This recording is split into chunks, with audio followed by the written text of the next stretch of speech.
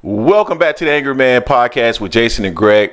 So, Jay, interesting topic that I want you and I to discuss here quickly. But before we do that, I want to invite you all to go check out AM Sports Media Cover 4. That's where we cover college football exclusively. We will pin the channel in the comment section, so make sure you go check it out. Before, we were talking about both college football and boxing on this channel. This channel will now be exclusively boxing. And we're moving over to Cover 4, AM Sports Media Cover 4 to cover college football. So make sure you go check it out. Go subscribe. And even if you're not into college football, go subscribe and go and just support the channel, man, because, you know, it's hard out here for a pimp. All right, Jay. Let's go ahead and jump right into it. So we did a video earlier today in regards to Rick Glacier and some of the comments he made relative to Canelo Alvarez. Now, we know that Canelo recently said that he's going to face an American for his return on May 4th. Rick Glacier claimed that the PBC was in financial dire strait, if you will. Is that a correct word? Dire strait? I think that's the correct word. Yeah. But anyway, so with Rick Glacier saying that, of course, the comments came and went with Canelo Alvarez. And it's been rumored for quite some time that Canelo will be facing Jermall Charlo. Now, we have not been proponents of Charlo being an opponent for Canelo Alvarez. We know Charlo has been out of the ring for, what was it, like a little over 2 years when he fought Benavidez? Yeah, years. Yeah, and I mean, by the time he gets into the ring with Canelo, he would have had, what, one fight in 3 years, something like that? So, I think very highly of Jermall Charlo, but with that level of inactivity and what we've seen demonstrated over the last several months with fighters that have been inactive, it's not particularly a fight that I would want to see, Jay. Quite honestly, I would like to see David Benavidez in May, and if he beats David Benavidez, Terrence Crawford in September. That's what I would like to see. That's what I would like to see. I think that would be very intriguing and something that I would love to see. Jermall Charlo just doesn't do it for me. That's my personal opinion. 5 years ago. Yeah, a few years ago, I would have been fine with it. But today, not so much. Hell no. Not so much. So, Jermall posted on his social media that he is next. I mean, he is hinting towards he is next. Now, of course, we know that we shouldn't take anything officially until we hear it directly from Canelo's mouth. We just recently heard Leonard Ellerby say that. But definitely Jermall Charlo is hinting towards that he will be that American opponent that will face Canelo Alvarez on May 4th. Jay, what's your thoughts on that?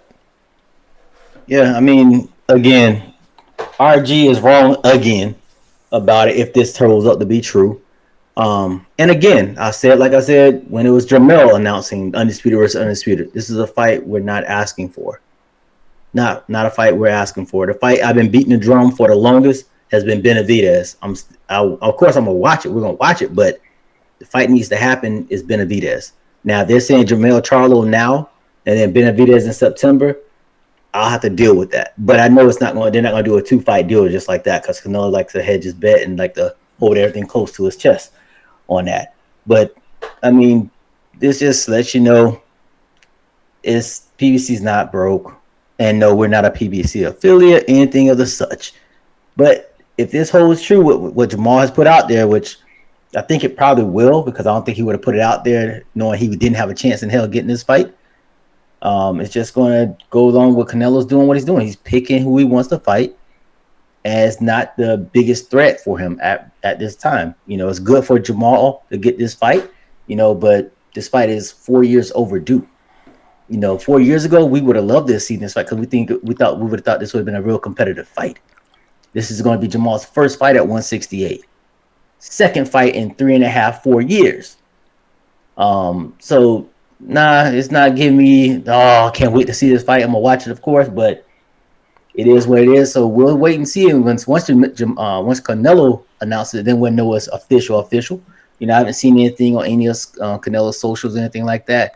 According to the great source, said a couple of weeks we need to wait until more information comes out so they can get their extension to make the payment. and whatnot. But this might be on to something here. But I'm more interested now. If this fight holds true for May 4th, I'm more interested to see who he's fighting in September. Facts. I don't even know. I don't even know how to really process this other than to say, make sure you guys go check out Cover 4, AM Sports Media Cover 4, because it's the best college football channel around already. No, seriously though, go check it out and subscribe to the channel. But no, Jay, I mean, at the end of the day, to your point, Charlo would have been a formidable opponent a few years back. Today, I just feel like fight fans really want to see David Benavidez. And then there's a contingent of fight fans, of course, that want to see Terrence Crawford. And I think it makes sense. You know, I had been on the I wouldn't say I was against the Terrence Crawford fight, but I was always of the mindset that Terrence Crawford shouldn't get the opportunity before David Benavidez. That's my only fight. That's my only gripe with it. Yeah, and if you give David the opportunity in May, then I'm thrilled with Terrence Crawford following that, right? Because at the end of the day, one more time. Yeah, I'm perfectly fine with Terrence Crawford following David Benavidez because at the end of the day, it's a tremendous opportunity for Terrence Crawford in terms of getting a payday. And I get the legacy thing and all that stuff, man, and that would be great if he actually is able to beat Canelo Alvarez. But I think most fighters would tell you, Jay, that most importantly, they want to make sure that they are in a position to provide for their families for the rest of their lives. And they have a very short window to make and maximize their opportunity to make maximum money.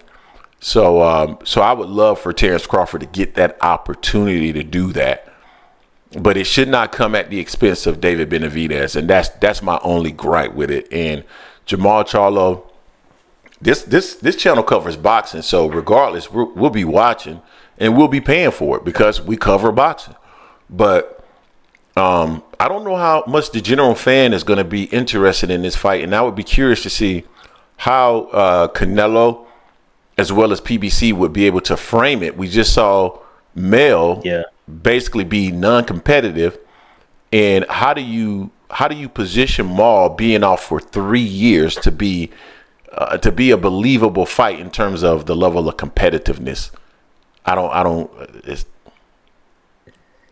not only that, with Mel, they competed. They use it as undisputed versus undisputed. You can't do that with Maul.